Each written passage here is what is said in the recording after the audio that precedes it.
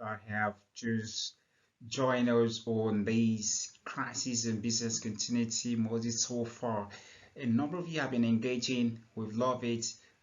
We really appreciate your feedback as well. We take it seriously. We take it on board.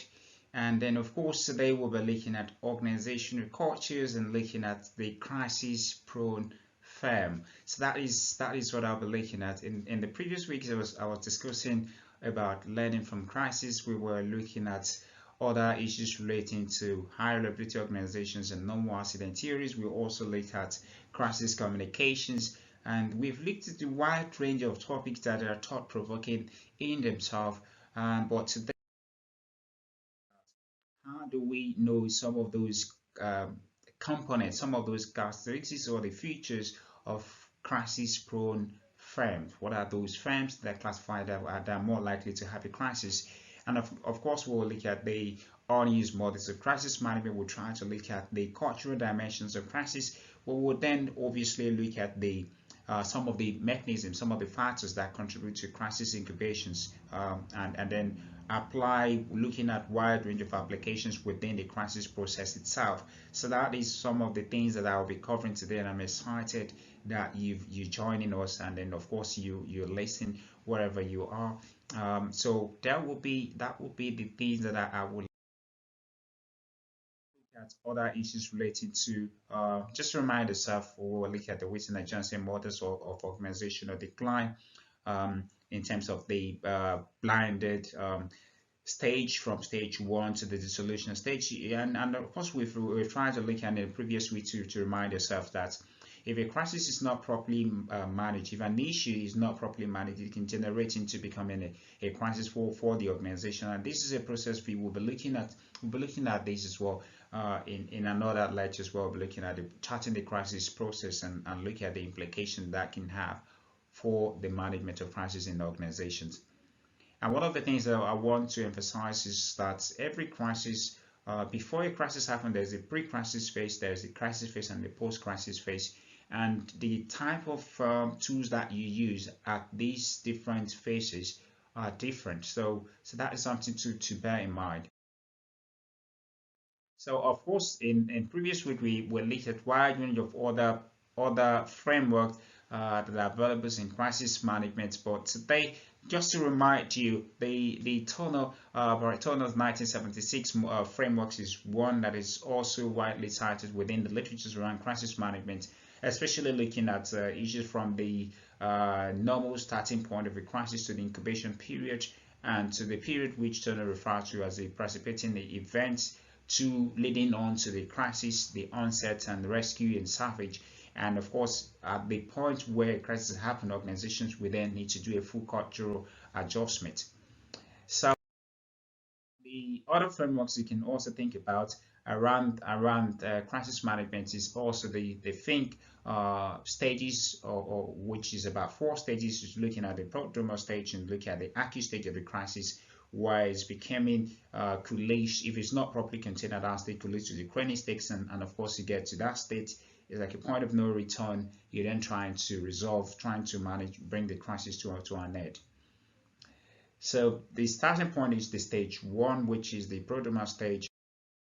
We have that and release that to the Schmidt model, for example, that's classifying crisis process into 3 different phases, where you're looking at the incubations, where you're looking at the operation, that is the trigger, and legitimizations as well. This has been so. Of course, in the previous week, we look at a number of what the some of those settings have like different stages, and that's something to take into account. So and then of course we type we do this. The reason why I'm trying to explain this again is that we know that the chronology of crisis as a cycle started with pre-crisis to crisis and recovery stage, and then these have implications to whether an organization is more likely to have a crisis or not. We are going to see shortly. But of course, we also know some internal and external factors that can have an impact. There is the systemic nature of crisis, where you're looking at whether being the conflict or accident or incident or conflict within the organization itself. If it's not properly managed. We were looking at this in the previous week where we were looking at crisis communication, especially the case studies we looked at. So if an issue is not dealt with when it is emerging, at the point it is emerging, it needs to be properly handled so that it doesn't degenerate into becoming something much more. So then that will lead me to the cultural dimension of a crisis. Culture influence the way people think, influence the way people live, influence the way things are done in organization. And every organization have culture, and these cultures can influence the way crisis is being managed within the organization, and therefore can differentiate a crisis prepared organization from a crisis prone organization. There is a subtle elements of culture that need, if it's not properly detected, it can go unnoticed, and things can degenerate. So there is need for organization to have a very clear view of what is their culture. What we know, okay, what is the definition of culture? You can go back as far back as 2004 and look at the work of Shane, which refers to culture as a pattern of shared basic assumption, which is invented, discovered, and developed by a given group as it is learned to cope. And then, of course, I think one of the things that I want to emphasize here is that culture is more like, okay, this is the way we do things here, right? So within an organization, this is how we do things, and that can influence how organizations go about managing. Because if they already have a pre-mindset of how they manage things, how they do things, and maybe in terms of their power structures, in terms of how, and that can lead to who will be appointed maybe at the time of crisis and all that. So that have massive implications. It could be their rituals, their routines, their control systems. All these collectively have major impact organizations will manage a crisis, how organizations will react to a crisis situations. And of course, the other things I want to mention is the fact that a number of people studies have referred to the cited the cultural web as a useful way to understand some of the taken for granted assumptions or paradigms within an organizations and the physical manifestation of that cultures. And for me, I think you can pick any different component of the cultural web and apply it, and it will help you to understand what is going on within the organization itself, and how the organization can actually continue to nourish a culture that is very, very proactive in nature, that is very, very forward looking, and that is something that is quite desirable for an organization that is crisis prepared compared to a crisis prone. There is the visible manifestations in terms of maybe your stories, your how you do your ceremonies, and how your slogans, for example, in terms of your corporate values. So all these collectively have major impact on organizations, the way they respond, the way they manage crisis. And of course, you can look at other things relating to maybe the police and all that different, the way you dress, the way your symbol, your stories, your ceremonies, your collectively, all these can have major impact on the organizations, right? So there you go. You can start to think about the broader implication of some of these things, and see how well it affects the way crisis is being managed within the organizations. And that will the crisis onions. So the onions models of crisis, which is developed by Fortune back in the 88s, is a long time ago.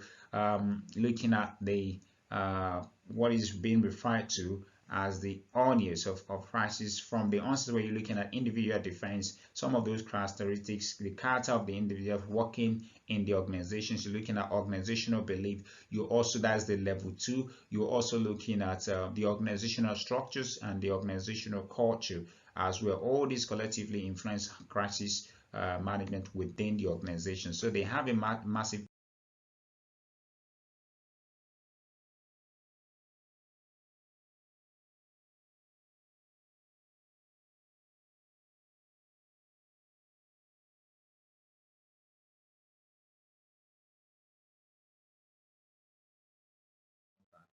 And then the question around crisis-prone organizations. So crisis-prone organizations. So what are those organizations that are crisis-prone, that are defined as crisis-prone? So they are usually exemplified by a self-inflated or deflated culture. The use of faulty rationalization to justify issues that could have been dealt with from the onset.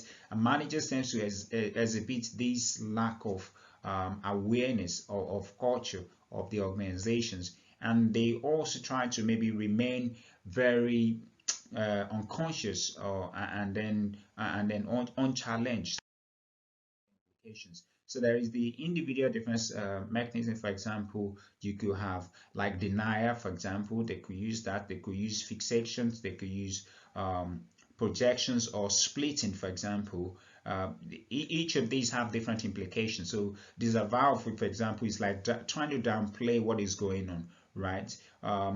You could try to, let's just downplay it. And there is the intellectualization of it as well, where you're trying to rationalize actions and thought as well. There's a projection where you're trying to attribute your blames as well. So these are like at is going playing within the organization, and all these collectively can have a major impact as well.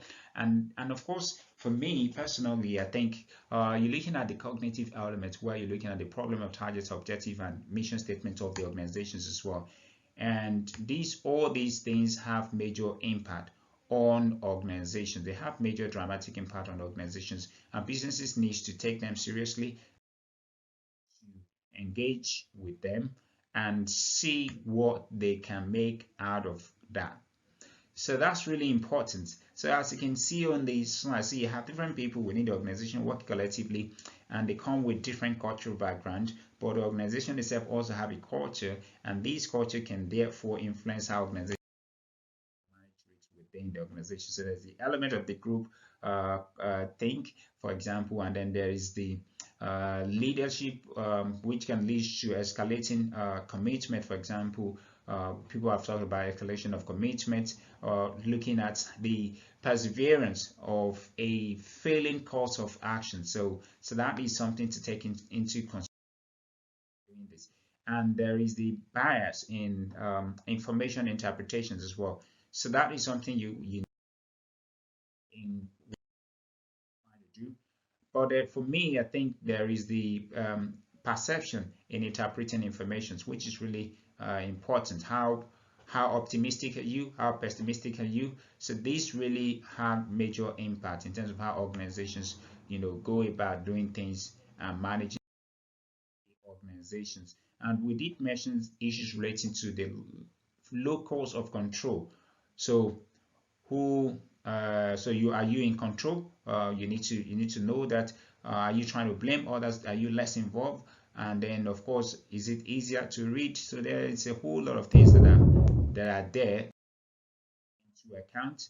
And then of course, you then need to make sure that you use this defense mechanism very carefully. So the crisis prone, obviously trying to increase the use of defense mechanisms, and crisis prepared try to reduce the use of that is something to take into account. So just wrap it up. So more crisis prone and crisis prepared. Crisis prone tends to use defense mechanism to try to suppress information, to try to suppress what is going on in the organizations. But when you're looking at crisis prepared, these organizations try as much as possible to learn. They do not just rationalize or justify things. They provide evidence, and of course they are more open and flexible and willing to learn time and time again.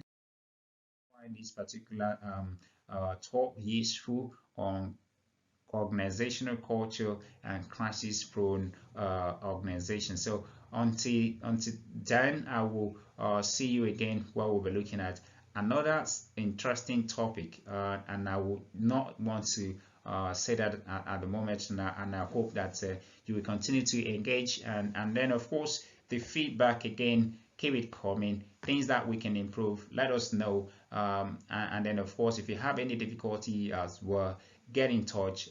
We are all here to support you. So thank you so much. I'll see you again.